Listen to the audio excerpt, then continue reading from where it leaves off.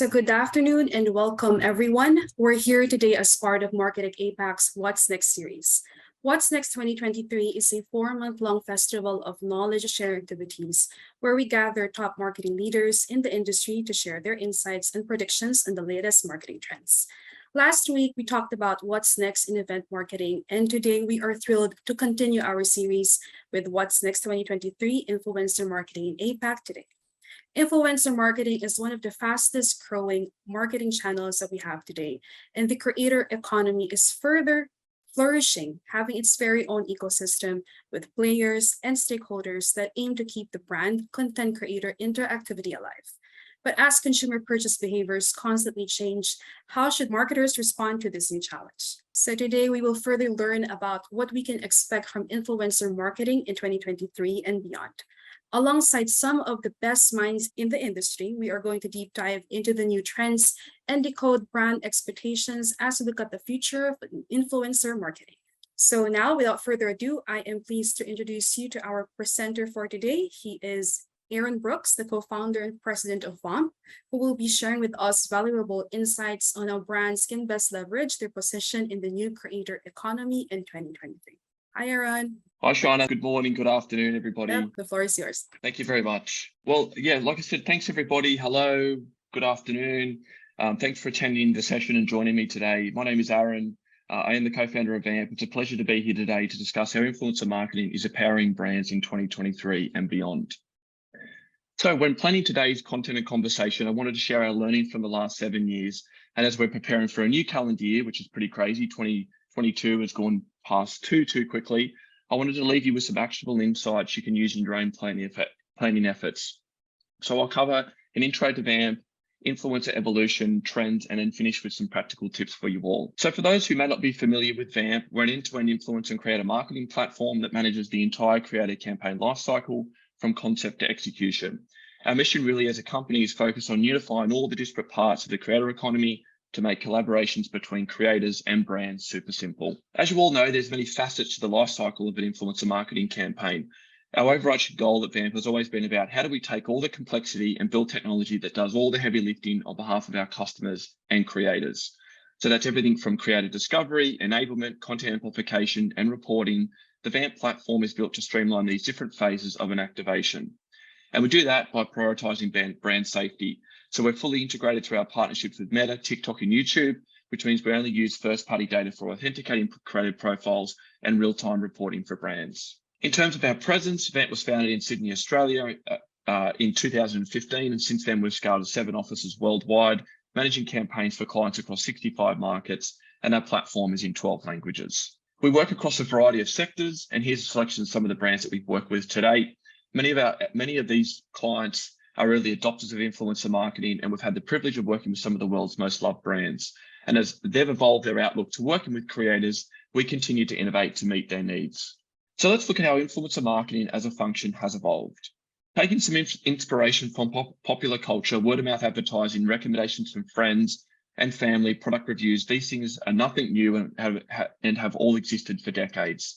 But with the emergence of digital and Web 2.0 technologies, so email marketing, mobile apps, and social, this has changed the way marketers interact with audiences. And influencer marketing has also benefited from this natural evolution.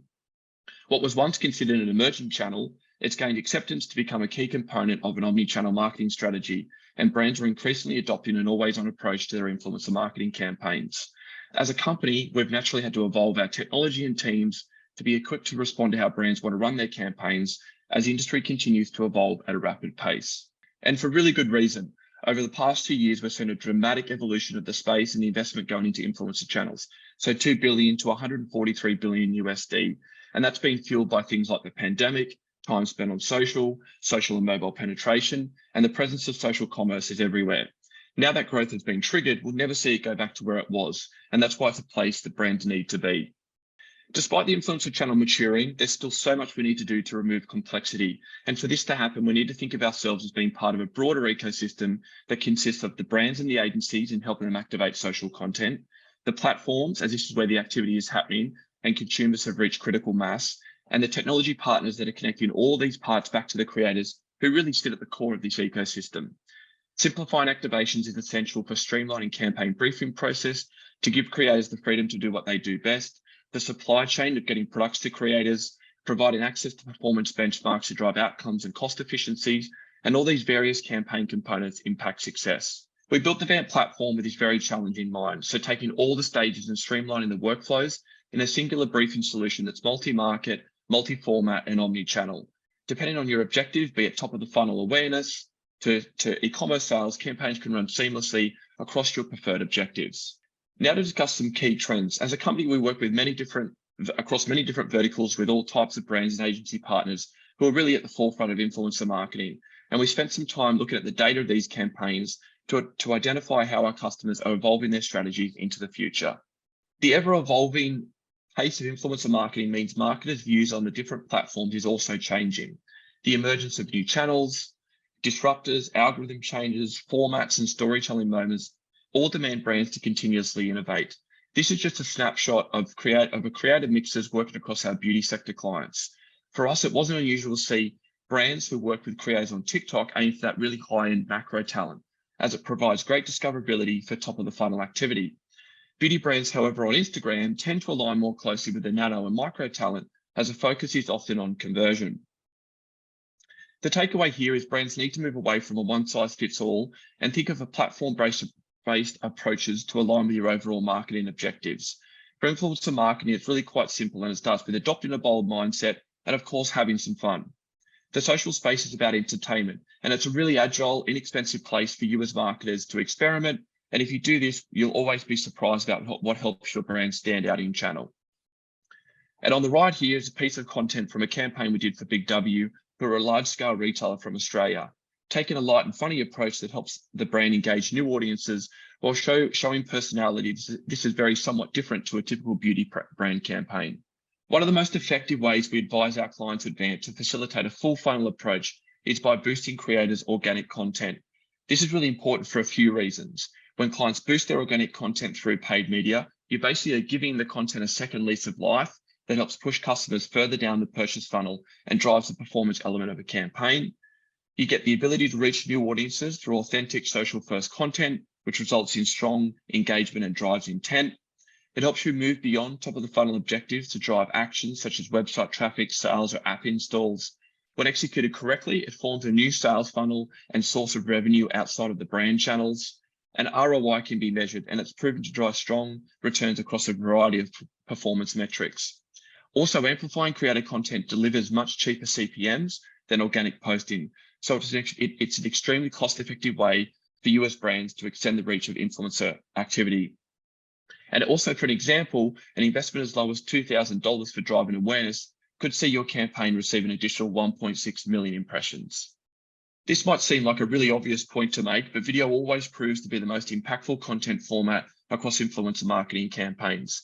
On TikTok, all ads are videos, so the key is developing content that feels native to the platform while standing out in feeds and capturing eyeballs.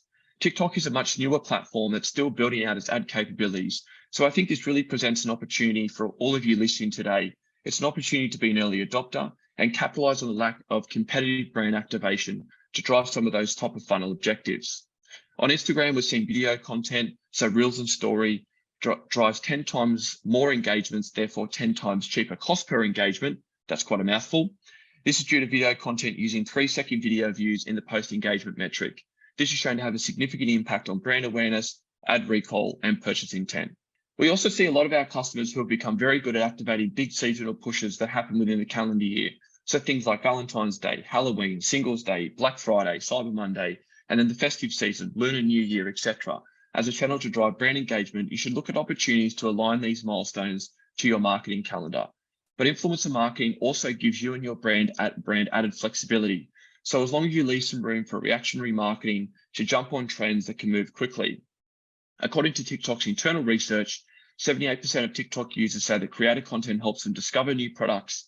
76% say creators educate and inform them, and a further 73% get inspired by creator content when trying new products. So be sure to leave some space in your marketing plan outside of product launches and milestone moments. Now, just to round out the session, here are some practical tips. We always advise our clients at Vamp to apply a squad strategy to your creator mix, looking at influencer recruitment on an aggregate rather than just individual transactions.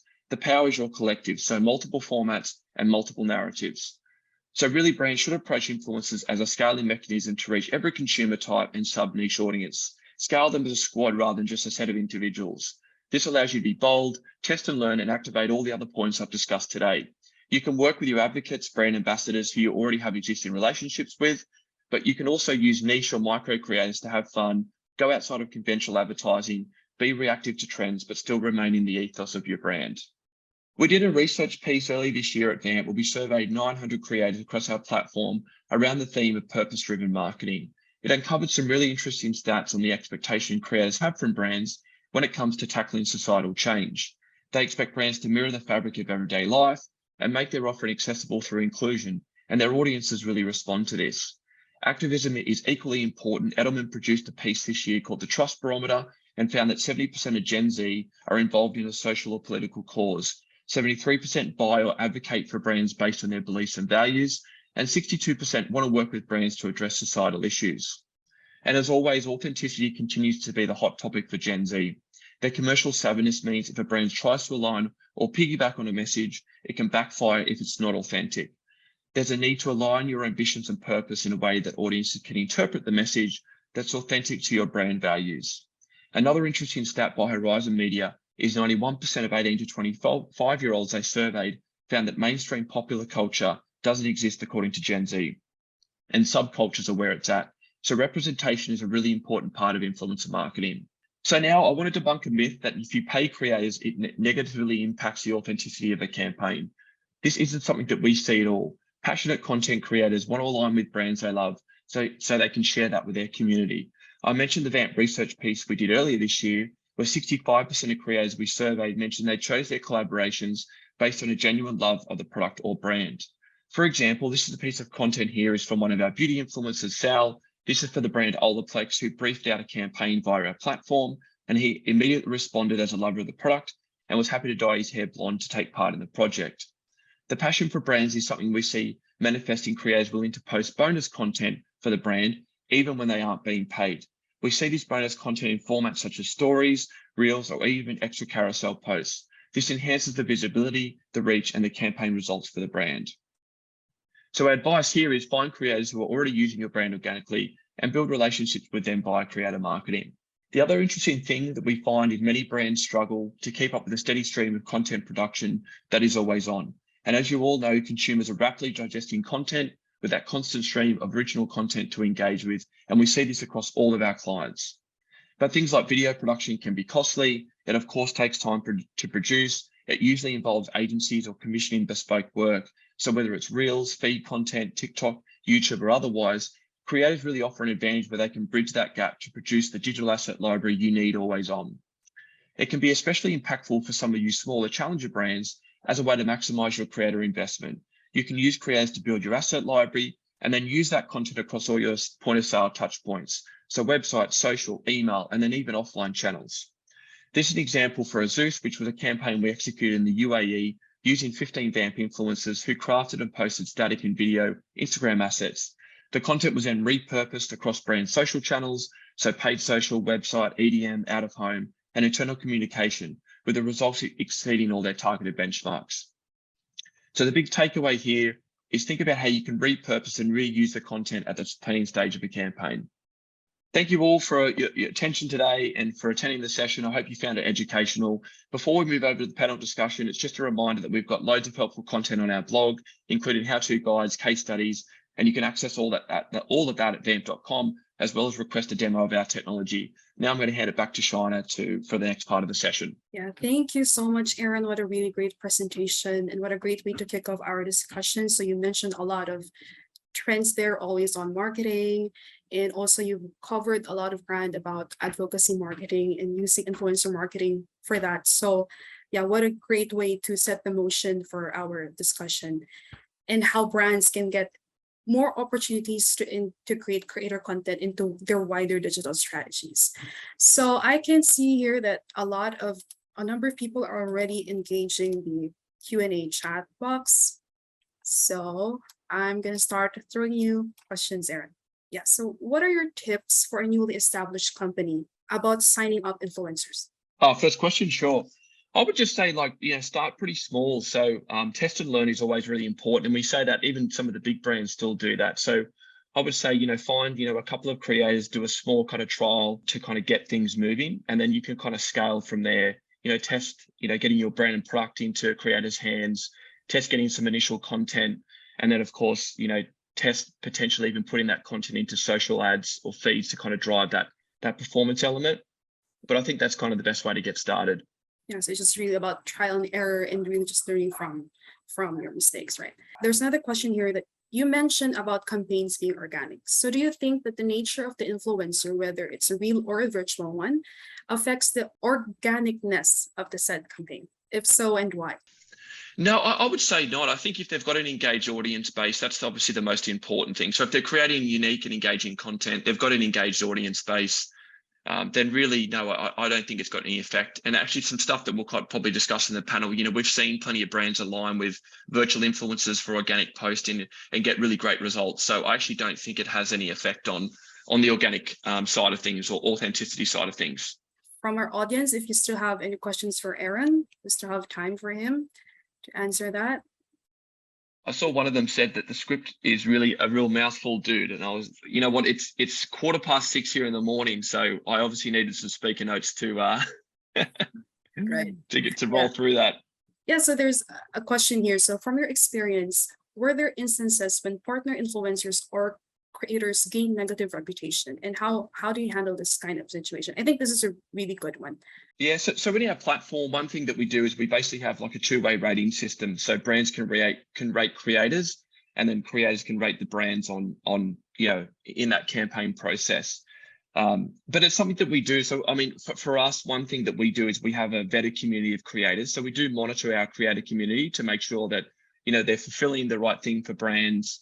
That we don't kind of have any negative issues with creators, and we do at times have to cycle creators out of our community as well if we feel like that they're not meeting the demands of the brands. So it is something that we watch closely. But for a lot of the brands that are kind of maybe doing this on a much smaller scale, I would say that these are things that are important to watch for sure. So if you're doing this with just a very small cohort of creators, you can pretty easily have a look at their audience. You can have a look at their engagement. You can get a sense for how well they're engaging with their community inside social. So I think you can make those judgments pretty easily, even without using a tech platform like Vamp. So Aaron, within the Vamp platform, you have a feature that helps you really determine those negative sentiment. Exactly. Yeah, that's exactly right. We find that really important. But I think if the brand's doing a really good job of briefing the creators for a campaign, we have things like do's and don'ts within our platform, but those are easy things for other brands that are doing this maybe outside of technology platforms to adopt. You can brief creators, you can add in the do's and don'ts to things that you don't want them to do and things you do want them to do. So a lot of the time it can come down to just making sure that you've got a really proper briefing process. I think one thing there is a little bit when you're briefing creators, you don't want to be too descriptive with how you want them to produce content. So it is a bit of a balancing act. You want to make sure that you're giving them the ability to still be creative within a certain framework. So that's really important. But you still also want to set guidelines, which is also really important. Right. Yeah. So it's really being clear about what you want your influencers to deliver it. So yeah, I let go of this question because I think this is a really good one. So influencer content, creative content is very fluid, right? So we just want to be on the good side of consumers. So you said that in Vamp, there's a feature that really helps filter that out, right? So, and really hope that, our brands here in the audience would sign up for Vamp. But again, for those that don't have, I guess, the budget, or it's not part of their strategy to adopt a tech platform, what's your tip to really avoid that?